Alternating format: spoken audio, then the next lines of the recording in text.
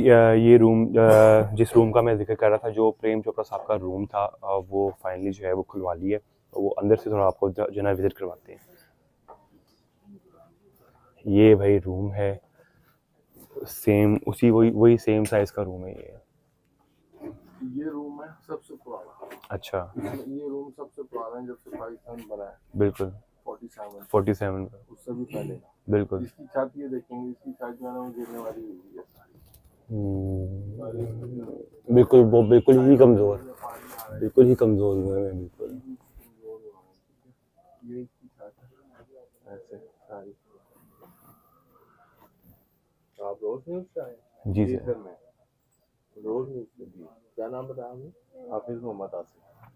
अच्छा, ये हालत है इस रूम की। इनके कहने का मतलब ये है कि जो है फाइनेंशियली जो है इनको सपोर्ट की जाए, क्योंकि आपने जो रूम की हालत देखी है ऑलमोस्ट जो है ना रूम, ये समझ लें कि मेरे सा बंदा यहाँ पे डर के रहेगा अगर रहेगा तो, क्योंकि इस रूम की हालत ऐसी है कि ये कभी भी जो है ना गिर सकता है। ये आप इसके ये देख सकते हैं, छत आप इसकी देखें, वो काफ़ी जो है ना काफ़ी क्रैक हो चुकी हुई है और ऑलमोस्ट वो बिल्कुल मतलब ना जान छोड़ चुकी हुई है।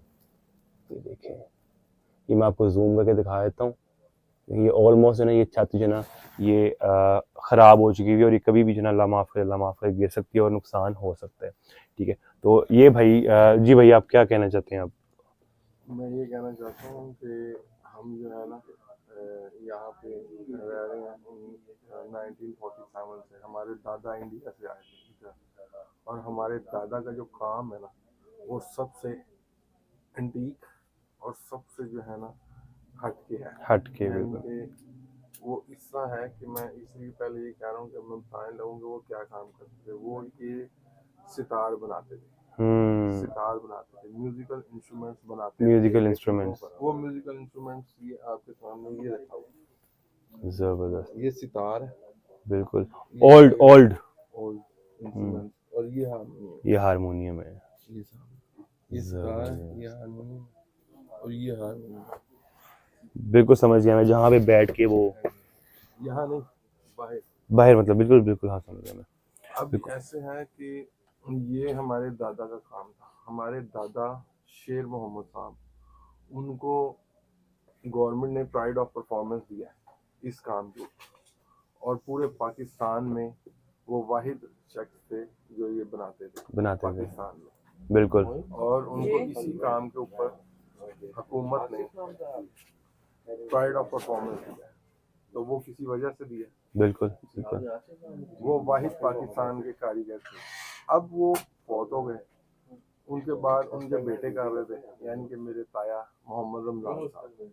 मोहम्मद रमजान साहब भी इस काम में बहुत ही कारीगर थे, जो है वक़्त के बिल्कुल। यानी कि समझ लें कि वो मोहम्मद रमजान साहब जो है वो पाकिस्तान के ऐसे वाहिद शख्स थे जिन्होंने इसके अंदर बहुत जिद्दत पैदा की, सितार के अंदर। सितार में तो अब जो है हाँ, वो भी फौत हो गए। अब हम रह रहे हैं, हम यानी कि उनकी चौथी पीढ़ी है, समझ लें आप। माशाल्लाह माशाल्लाह। वो हमारे दादा थे, हम उनके पोते हैं, फिर ताया थे हमारे, फिर मेरे वालिद साहब भी फौत हो गए, वो भी हारमोनियम बनाते थे। तो यहाँ पे रहने के बावजूद, पाकिस्तान में इतना कुछ करने के बावजूद, म्यूजिक को इतनी इज्जत देने के बावजूद और इतना काम करने के बावजूद, प्राइड ऑफ परफॉर्मेंस लेने के बावजूद भी हुकूमत हमारी तरफ तवज्जो नहीं दे रही। ना हमारे पास इसके अलावा कोई घर है, ना हमारे पास फाइनेंशियल सपोर्ट है कि हम इसको रिपेयर करवा सकें। ना हमारे पास कोई प्लॉट है, ना घर है, कुछ भी नहीं।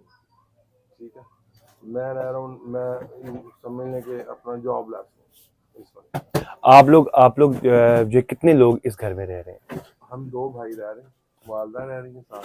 ये जो मेरा भाई है ना, ये आंखों से ब्लाइंड है, बिल्कुल। ठीक है, ये ब्लाइंड है। ये अब जो है ना इस काम को कर रहा है, ठीक है। मेरा माशाल्लाह। मेडिकल का काम है, मैं मेडिकल से रिलेटेड हूँ, लेकिन मुझे आज तक जो है वो ना सरकारी जॉब मिली है।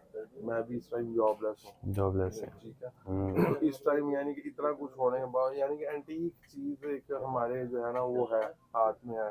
दादा हमारे प्राइड ऑफ परफॉर्मेंस है, लेकिन उसके बावजूद हुकूमत ने ना हमें कोई घर दिया, ना प्लॉट दिया, ना रिपेयरिंग, कोई सपोर्ट, कोई फाइनेंशियल मतलब सपोर्ट नहीं। मतलब आपको जो है आपको फुल सपोर्ट चाहिए, आपको फाइनेंशियली सपोर्ट चाहिए ताकि आप ये घर को आप ठीक भी करवा सकें, ठीक है, मतलब इस काबिल बना सकेंगे ये आगे कोई 10 से 15 साल जो है सर्वाइव कर सके घर, ठीक है। उसके ऐसे अलावा जो है कुछ ऐसा हो कि हमें कोई, जैसे हमारे दादा को परफॉर्मेंस दिया था सिर्फ उसके हवाले से हमें कुछ दिया जाए, प्लॉट वगैरह दिया जाए, तो घर दिया जाए बिल्कुल, किसी अच्छी सोसाइटी में, ठीक है। तो इस काम को हम जो है ना और और सर्वाइव प्रमोट करें, मतलब आगे और प्रमोट करें। सर्वाइव करें।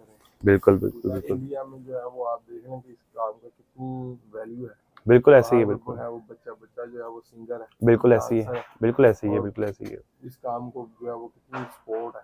यहाँ पाकिस्तान में पता ही कुछ नहीं है बिल्कुल। कि इसका क्या है। तो भाई मेरी सबसे अपील है, ठीक है, जो ये मेरे भाई वीडियोस देख रहे हैं इंडिया में, मेरे जो इंडिया के जो सब्सक्राइबर्स हैं, जितने भी मेरे हिंदू भाई हैं, मुस्लिम भाई हैं, जो इस टाइम जो है इंडिया में है, आपको ये मैंने सारा घर दिखाया, सारा घर जो है उन्होंने रिक्वेस्ट की है ये घर देखने के लिए, उनसे अपील है कि भाईजान की फुल सपोर्ट की जाए, और ताकि वो अपने आने वाले मुस्तकबिल को बेहतर बना सकें, और इस घर को, अगर इसी घर को मेंटेन करना चाहें तो इस घर को ही मेंटेन रखें। ये कुल कौम का साथ है, बल्कि आपने आपकी रिक्वेस्ट पे हमने आपको ये घर दिखाया है। तो आपसे रिक्वेस्ट है कि अब हम आपसे रिक्वेस्ट करते हैं कि भाईजान की फाइनेंशियली या जैसे भी आप सपोर्ट करना चाहें वो करें। नहीं नहीं सर, इंशाल्लाह बहुत शुक्रिया भाई का।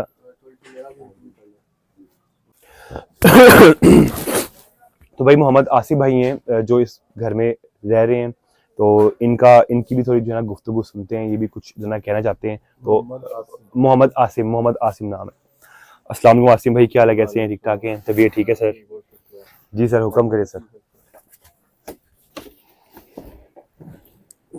जी सर, हुक्म करें सर। जी, आप ये घर दिखा रहे हैं इंडिया, ये थोड़ा सा जो है मैं आपको बताना चाहता हूँ। ये जब से पाकिस्तान बना ना, पार्टीशन हुआ, जब से ये दादा यहाँ पे आके जो है ना वो इन्होंने यहाँ पे बसेरा किया था थोड़े अरसे के लिए। अच्छा, तो और थोड़े अरसे में उन्होंने कहा, उनकी ये सोच थी कि हम वापस चले जाएंगे बिल्कुल। इंडिया। हम्म तो उन्होंने ये अपने नाम अलॉटमेंट नहीं करवाई।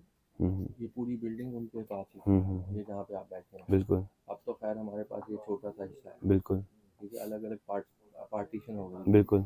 उस टाइम खाली थी ये बिल्डिंग ना सारी, जब दादा आए हैं। तो दादा ने कहा था कि हमने वापस चले जाना, हमने क्या करना अलॉटमेंट करवा। तो उन्होंने अलॉटमेंट नहीं करवाई, बल्कि उन्होंने दूसरा जो है ना ये खाली बिल्डिंग की यहाँ पे ना डर लगता था, तो उन्होंने लोगों को थोड़ी थोड़ी जगह जो है ना वो दे दी। तो वो लोग अब वहीं पे यानी कि काबिज हुए हैं अच्छा अच्छा अच्छा। सारी, यानी कि अब यही हिस्सा है जो हमारे पास है, इतना है। तो इसमें जो है ना, ये जो कमरा आप देख रहे हैं, यही एक कमरा है बस कागजों में।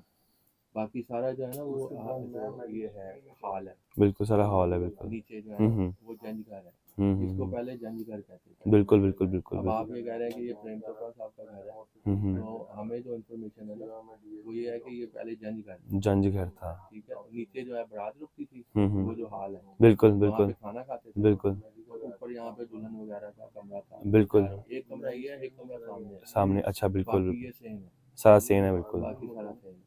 तो यहाँ ऊपर दुल्हन और दूल्हा वगैरह रुकते थे, नीचे बारात जाती थी। बिल्कुल तो बिल्कुल नीचे एक दो तीन कमरे हैं, शायद उसमें रहते होंगे प्रेम चोपड़ा साहब। बिल्कुल बिल्कुल तो बिल्कुल इसलिए ये जंज घर से मशहूर था। मशहूर था। तो बाकी साथ वाली भी बिल्डिंग वो आपकी थी, तो वो उन्होंने अपने नाम करवा दी। अपने नाम करवा ली लेकिन थी। दादा ने ये अपने नाम नहीं करवाई, अपने नाम नहीं उन्होंने करवाया। वापस जाना था, वो फिर बिल्कुल। जा नहीं सके, फिर उन्होंने नहीं करवाई। तो आप सर, आप क्या रिक्वेस्ट करना चाह रहे हैं आप? मैं ये बता रहा हूँ कि जो दादा है ना, आपको बताया भाई ने कि वो प्राइड ऑफ द फार्मर है।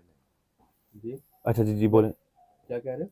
मैं क्या आप मैं बता रहा हूँ ना, वही बता रहा हूँ आपको। वो दादा जो थे ना मेरे, वो ये मेकिंग का काम करते हैं, सितार मेकिंग। तो भाई ने आपको बताया बिल्कुल कि वो बिल्कुल, हाँ सितार मेकिंग का काम करते हैं, बिल्कुल प्राइड ऑफ द फार्मर है। बिल्कुल।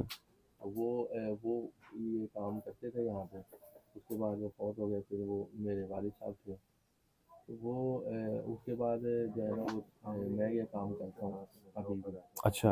मेरा बिल्कुल। पहले ना 2016-17 में ब्रेन ट्यूमर हो गया था, ओ माय गॉड। दिमाग में रसोली हो गई थी। हम्म तो दिमाग में रसोली हुई है, उसने आइस की वेन को ना डैमेज कर दिया, दबा दिया। हम्म तो उससे मेरी आई साइट चली गई।